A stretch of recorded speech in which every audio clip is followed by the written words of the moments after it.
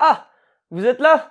Ça faisait un bail. Salut tout le monde, c'est Rémi, j'espère que vous allez bien et bienvenue dans une nouvelle vidéo dans laquelle nous allons étudier Le Petit Prince, un conte écrit par Saint-Exupéry et publié en 1943. Vous allez me dire, on a plus 6 ans pour étudier Le Petit Prince, mais vous allez voir que ce n'est pas pour rien que ce bouquin-là est l'un des bouquins les plus vendus de l'histoire de l'humanité derrière la Bible. Nous allons redécouvrir avec nos yeux d'adultes ce conte pour enfants qui, vous allez voir, est une œuvre extrêmement riche, remplie de mystères et qui a sa partie sombre.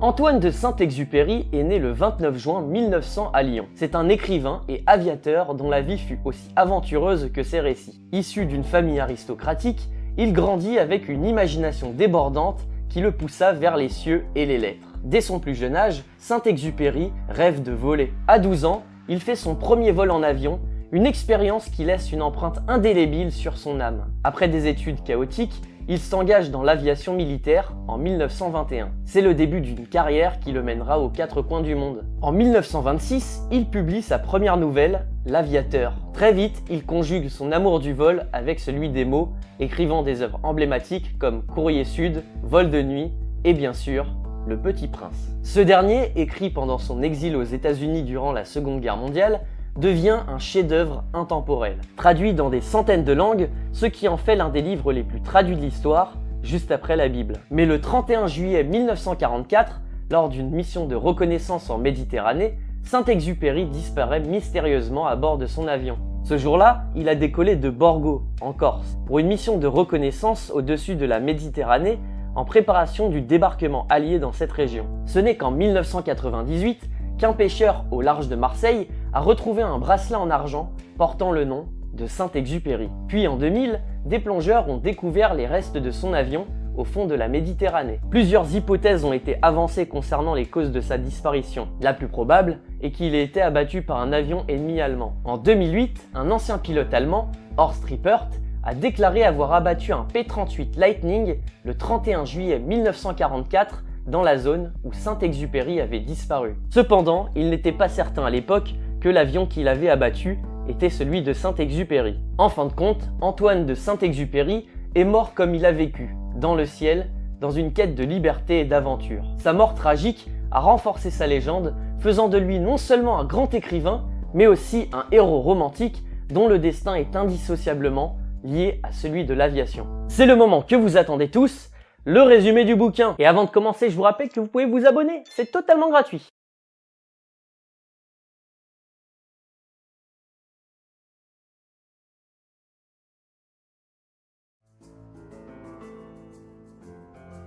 Le narrateur raconte qu'à l'âge de 6 ans, il a été fasciné par une image dans un livre intitulé Histoire vécue, représentant un boa avalant un fauve. Inspiré, il dessine un serpent boa qui digère un éléphant. Lorsqu'il montre son dessin aux adultes, il ne voit qu'un chapeau et lui conseille de se concentrer sur ses études. Découragé par leur manque d'imagination, il abandonne son rêve de devenir artiste et choisit de devenir aviateur. Des années plus tard, le narrateur, devenu maintenant aviateur, se retrouve en panne dans le désert du Sahara. Alors qu'il tente de réparer son avion, un petit garçon mystérieux apparaît et lui demande de dessiner un mouton. Le narrateur, surpris par cette rencontre, dessine d'abord un mouton qui ne satisfait pas le garçon. Le Petit Prince ne se contente pas de réponses faciles et cherche à comprendre au-delà des apparences. Après plusieurs tentatives infructueuses, il dessine finalement une boîte en expliquant que le mouton est à l'intérieur, ce qui ravit le Petit Prince. Le dessin de la boîte montre l'importance de l'imagination dans notre monde. C'est une première indication pour montrer que le Petit Prince voit les choses différemment des adultes. Le narrateur découvre que le Petit Prince vient d'une très petite planète qu'il appelle l'astéroïde B612. Le Petit Prince parle de sa vie sur cette minuscule planète, de sa solitude et de ses activités quotidiennes comme la surveillance des baobabs qui pourraient envahir sa planète. Il évoque aussi ses plaisirs simples, comme regarder les couchers de soleil. Sur sa petite planète, il peut voir plusieurs couchers de soleil par jour en déplaçant simplement sa chaise. Comme quoi, les choses insignifiantes peuvent nous apporter un peu de bonheur. Le narrateur raconte que l'astéroïde B612 a été découvert par un astronome turc en 1909. Cependant, ce dernier n'a pas été pris au sérieux en raison de son apparence traditionnelle turque. Ce n'est qu'après avoir adopté un costume européen qu'il a réussi à convaincre la communauté scientifique.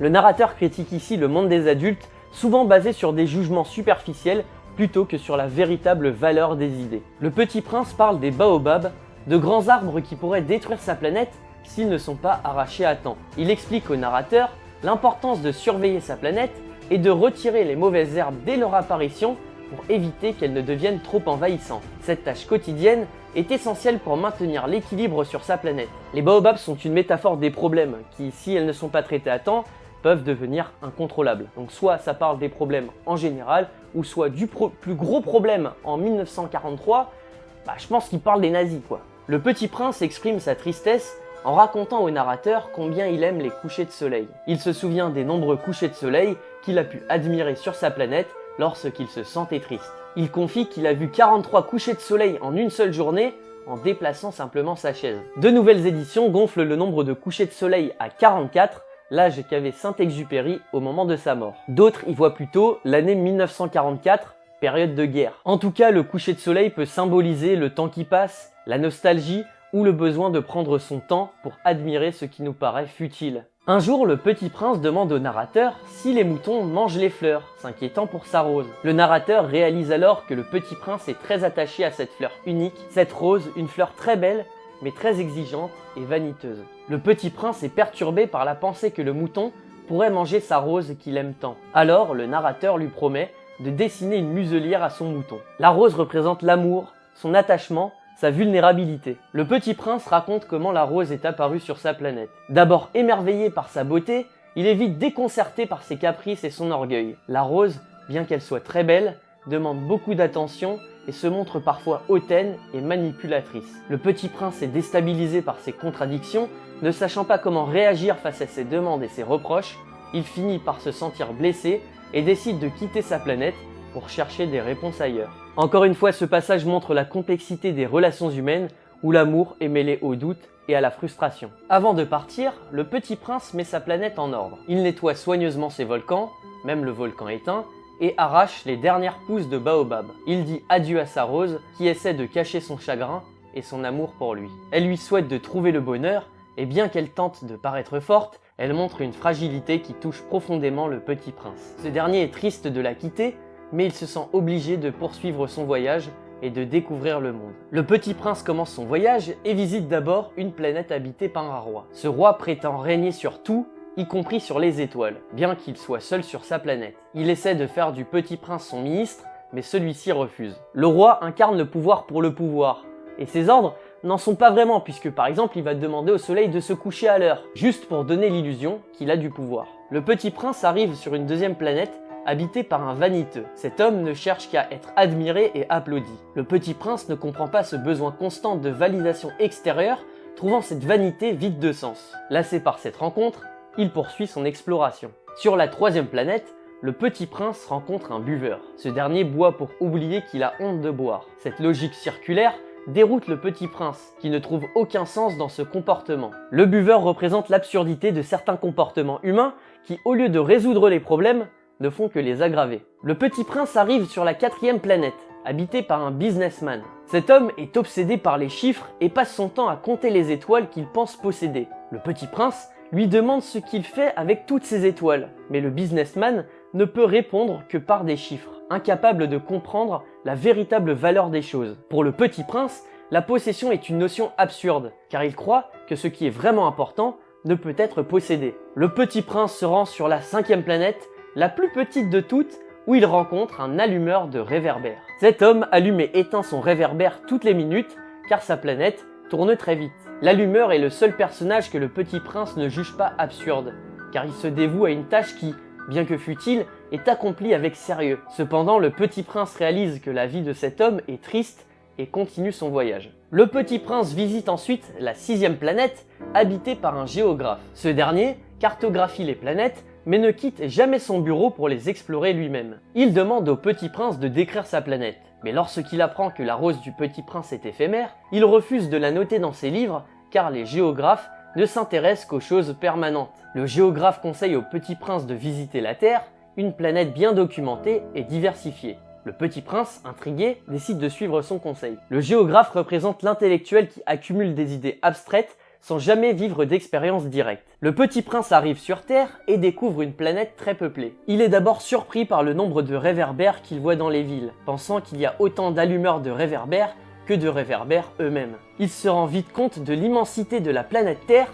par rapport à sa petite planète, ce qui lui donne un sentiment d'insignifiance. En explorant le désert, le Petit Prince rencontre un serpent. Ce dernier lui dit qu'il peut l'aider à retourner chez lui en un seul coup. Le Petit Prince ne comprend pas immédiatement que le serpent parle de la mort, mais il est intrigué par cet être mystérieux qui semble avoir un pouvoir étrange. Le serpent représente à la fois le danger et une solution possible à sa solitude. Ensuite, le jeune garçon rencontre une fleur dans le désert qui lui dit que les hommes sont rares et qu'elle ne les voit que de temps en temps. Cette rencontre renforce l'idée de la solitude humaine, même sur une planète aussi peuplée que la Terre. Le Petit Prince escalade une montagne pour essayer de voir toute la planète d'un coup, mais il est déçu de ne trouver que des rochers. Il crie pour voir s'il peut entrer en contact avec les hommes, mais il n'entend que l'écho de sa propre voix. Cela l'amène à réfléchir sur la difficulté de communiquer avec les autres et sur le fait que les gens ne semblent pas vraiment s'écouter. En marchant, le Petit Prince découvre un jardin rempli de roses identiques à la sienne. Il est profondément bouleversé, réalisant que sa rose n'est pas unique comme il le croyait. Cette découverte le plonge dans une grande tristesse car il se rend compte que tout ce qu'il a vécu avec sa rose pourrait être insignifiant. Cependant, cette réflexion marque le début de sa compréhension plus profonde des liens qu'il a créés. Le Petit Prince rencontre un renard qui lui apprend ce qu'est l'apprivoisement. Le renard explique que l'on ne connaît que ce que l'on apprivoise et que sa rose est unique parce qu'il l'a apprivoisée. Le Petit Prince commence à comprendre que la valeur des choses réside dans les relations que l'on tisse. Le renard lui demande de l'apprivoiser, ce que le Petit Prince fait. Avant de partir, le renard lui donne un secret. On ne voit bien qu'avec le cœur, l'essentiel est invisible pour les yeux. Ce message profond aide le Petit Prince à comprendre la véritable importance de sa rose. Le Petit Prince rencontre ensuite un aiguilleur, qui trie les voyageurs en fonction de leur destination. Le Petit Prince remarque que les adultes sont toujours pressés, sans savoir ce qu'ils cherchent vraiment. L'aiguilleur lui dit que seuls les enfants savent vraiment ce qu'ils cherchent, car ils s'intéressent aux choses simples. Le Petit Prince rencontre un marchand de pilules qui permettent de ne plus avoir besoin de boire, économisant ainsi 53 minutes par semaine. Le Petit Prince pense que ces minutes économisées ne sont pas utiles car il préfère marcher tranquillement vers une source d'eau, savourant le chemin, plutôt que de chercher à gagner du temps à tout prix. Ce passage souligne l'importance de vivre l'instant plutôt que de se focaliser sur la productivité et l'efficacité. Le narrateur et le Petit Prince sont dans un désert depuis 8 jours et le narrateur manque d'eau. Tandis qu'ils marchent ensemble, le Petit Prince parle de son amitié avec le renard et de ce qu'il a appris sur les relations. Ensemble, ils trouvent un puits dans le désert.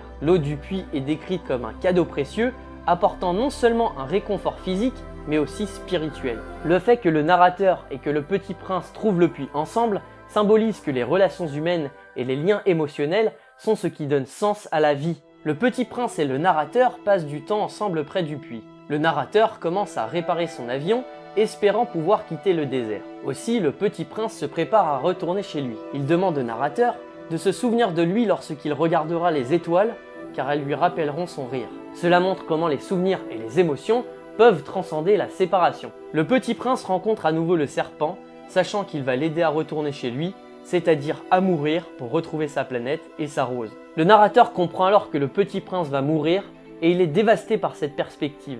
Le Petit Prince est mordu par le serpent et tombe silencieusement, semblant mort. Le narrateur reste seul, bouleversé par la perte de son ami, mais aussi touché par la profondeur de son expérience. Bien que ce soit un conte pour enfants, ce chapitre traite de la mort, mais aussi des relations humaines et de l'amour qui transcendent la mort. Le narrateur, maintenant de retour chez lui, est triste de la disparition du Petit Prince. Le narrateur conclut en disant que les choses les plus simples dans la vie sont invisibles et que le Petit Prince continue de vivre dans le cœur de ceux qui l'ont apprivoisé. Ce conte rappelle au lecteur que l'essentiel est invisible et que les relations humaines et les souvenirs sont ce qui donne du sens à la vie. L'histoire du Petit Prince se termine sur une note d'espoir en montrant que même après la séparation, l'amour et les souvenirs persistent. Et c'est comme ça que se termine cette histoire. Nous avons vu que le Petit Prince n'est pas simplement un conte pour enfants et qu'il offre une nouvelle vision de notre monde à travers la vue d'un enfant, un regard moins superficiel qui va à l'essentiel. C'est comme si Saint-Exupéry rencontrait son lui enfant afin de lui redonner goût à l'imagination et à la simplicité. À travers le voyage du Petit Prince, Saint-Exupéry critique différents aspects du monde des adultes. Le voyage initiatique du Petit Prince nous permet de retrouver l'essentiel, l'importance des liens que nous tissons avec les autres et la façon dont ces liens donnent un sens à notre existence. La Rose du Petit Prince est souvent interprétée comme étant inspirée par Consuelo, l'épouse de Saint-Exupéry. Leur relation était passionnée mais tumultueuse, et certains passages du livre peuvent être vus comme une réflexion sur le mariage.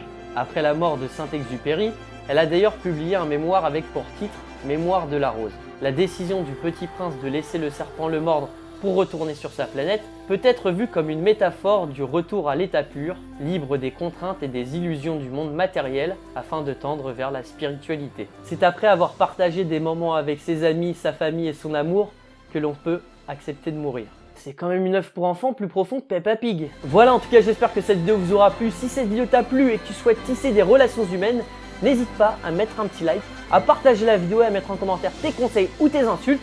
Soyez abonné, c'était Rémi. Ciao.